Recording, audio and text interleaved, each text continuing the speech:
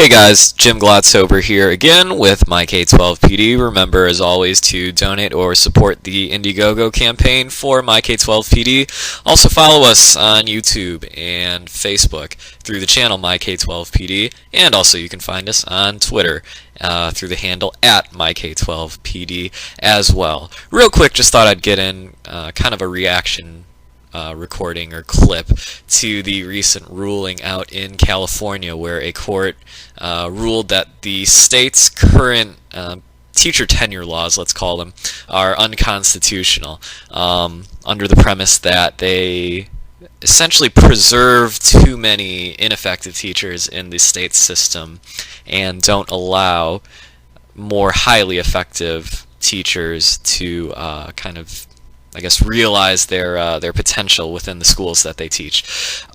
So my opinion basically boils down to, okay, it's potentially good, but, and it's a pretty big but, if you could tell by the hesitancy in my voice. And I guess the best way to go about it is analyzing the pros and cons in terms of the positive aspects of this ruling.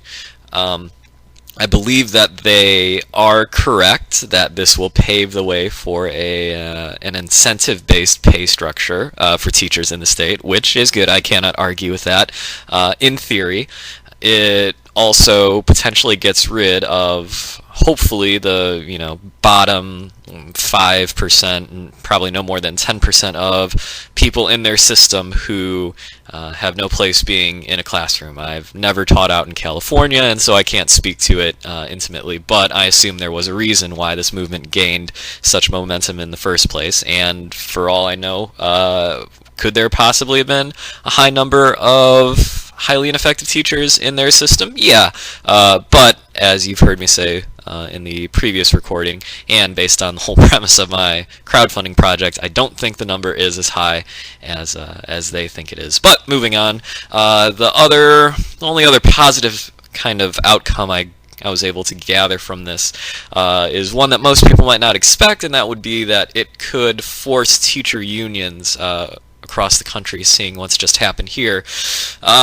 maybe to collaborate more, maybe to just reflect more and think about, all right, well, how could we possibly innovate or come up with some other revisions to the way that teacher job security is handled, which could never possibly be, a bad thing. Tenure gets a lot of flack, as we all know, across the board. And while I'm not saying scrap it altogether,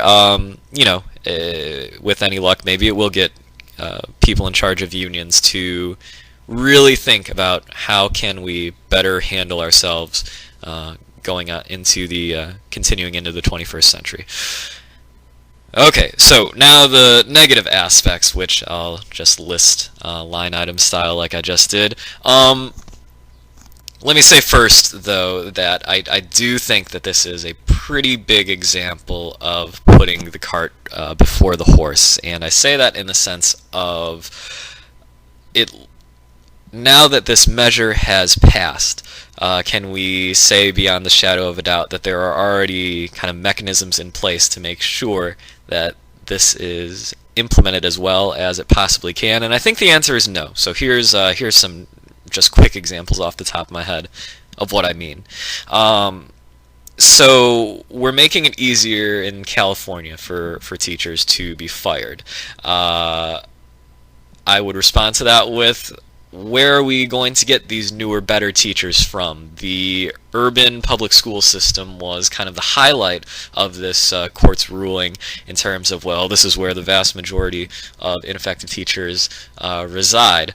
And okay, so if you get rid of a good proportion of those teachers, who really comes in to fill their place? I don't get the impression that young, innovative teachers from across the country are breaking down the door of the California public school system to try and get a position in their inner city schools. So I question where this job pool is that is going to replace this wave of teachers that they plan on firing.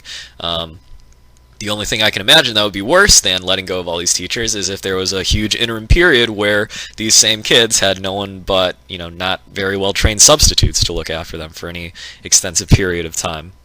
Also, how can we be sure that new highly qualified effective teachers are placed accurately? I would think, not to make any major presumptions here, but on balance you'd have to imagine that given a choice, most of these younger effective teachers, with good reason, aren't necessarily going to do what I did, for example.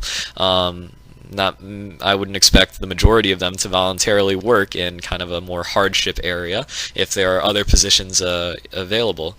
And finally, who exactly determines what makes teachers more qualified for incentive-based pay than others? What is the assessment system that they're planning on using?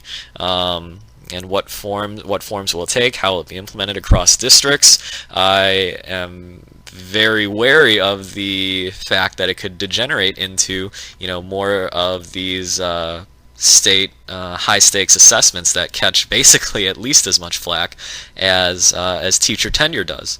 So overall, while you could definitely perceive this as a step in the right direction on some parts, I would have to say that big picture, it is probably more damaging, especially the faster they try and push the law before they also come up with the supporting mechanisms to make sure that this new system runs as smoothly as possible. So again, that's just my my immediate reflections on the hot topic in education. Any comments, leave them below. Send them to visit our website, myk12pd.com. Support us on Facebook and Twitter, and also YouTube as well. That's it for now. Thanks for tuning in, and I'll talk to you guys later. Bye.